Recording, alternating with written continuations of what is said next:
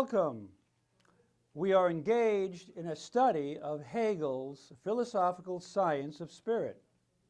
Last time we took up and completed psychology, the last phase of subjective spirit, which ended in free spirit and free will, that is, the concept of spirit, which is freedom, and is now to receive its concrete reality and actualization in the institutions of objective spirit, aka the philosophy of right.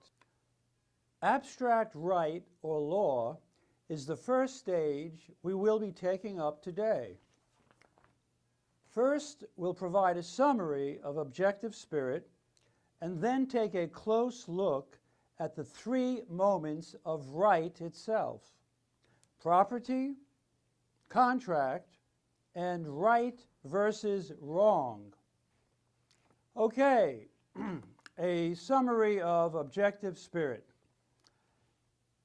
In the science of spirit, we are studying how the spirit gets actualized and achieves absolute freedom and self-knowledge. Subjective spirit ended with the concept of freedom, which is now to be realized in objective spirit. That is, in psychology, the final stage of subjective spirit, the truth of theoretical mind spirit, became practical spirit, or the will, i.e. the thinking will, since thought and will are inseparable. The will became a free will when it finally willed itself, i.e. when the will itself became the will's object. Here we have an implicit identity or unity of subject will and object will. That is, a self-relation which is freedom. I see myself, my will, in the object. But, as said, this is only the concept of freedom or free will. We now have to see this concept of the free, rational, universal will objectified and actualized. That is to say, it is not enough to will the will, just as it is not enough to will or want a college degree. I also have to objectify or actualize it. I have to enroll in a college and earn the degree. Likewise, I must objectify the will that I will. See my will realized, for example, in things, property, marriage, institutions, laws, ultimately in everything. This is because, as Hegel has demonstrated, my I, which is my will, is infinite universality. Thus, my will, in truth, is an absolutely infinite free will.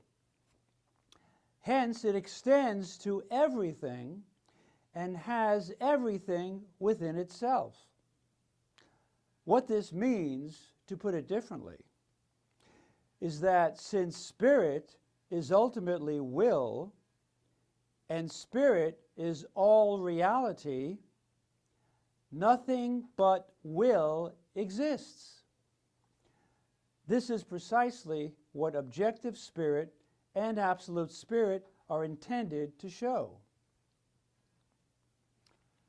Now, right, the main theme of objective spirit, or the philosophy of right, is nothing but the existence or embodiment of the will, which equals freedom.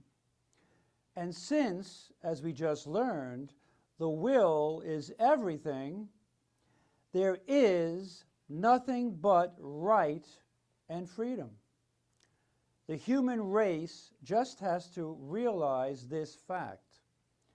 This is the purpose and task of human history.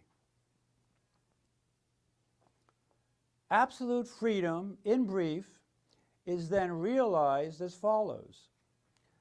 We begin with the will as immediate, in right, or abstract right, the will being the source of all right. That is, we begin with the absolutely infinite free will as an individual person who must embody his will in external property. Abstract right is thus outer right or objective right.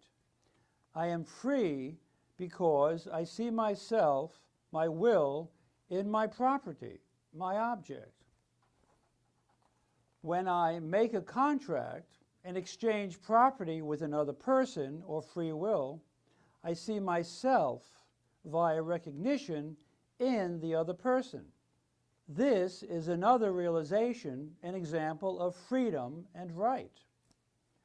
Next, we advance to morality, inner or subjective right, where my individual subjective will and the motives and intentions behind my actions are the main focus.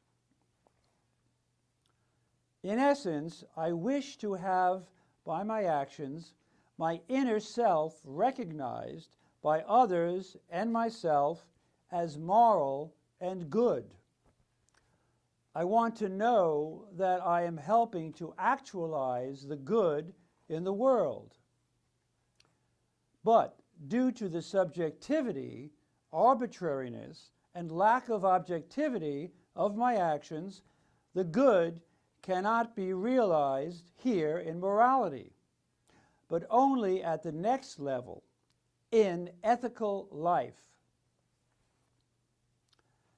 Ethical life is the resolution of the one-sidedness of right and morality, because it is the unity of subject and object, the individual will and the universal will.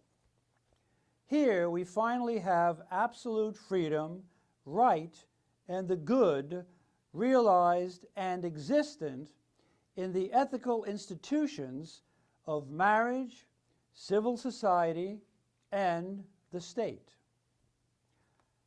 That an institution is ethical simply means that it expands my freedom, universality, and rationality, and lifts me out of my individual ego and subject-object separation into my true, universal all-self.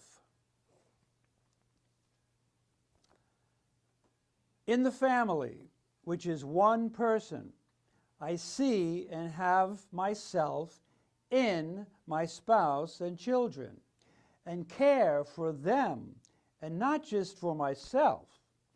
And I also see them, and not just myself, in our things, our property, which we own in common.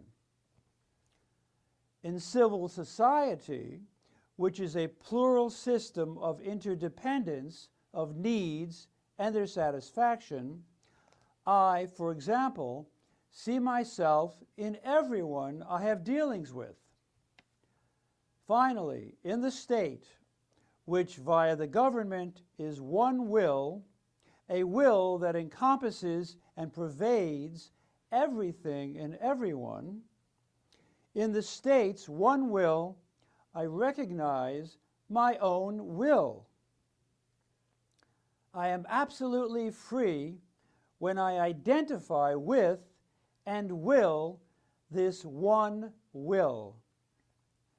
I see myself, my rational, universal true self, in all of the state's rational, universal institutions and laws. However, there is a still higher freedom to be gained in the arena of absolute spirit. That is, in art, religion, and science. For the state, all states, are in time and exposed to contingency, finitude, and decay, which is only overcome when we step into eternity, into religion and science, when we attain to a unity with and knowledge of God or the idea, which is everything and is eternal.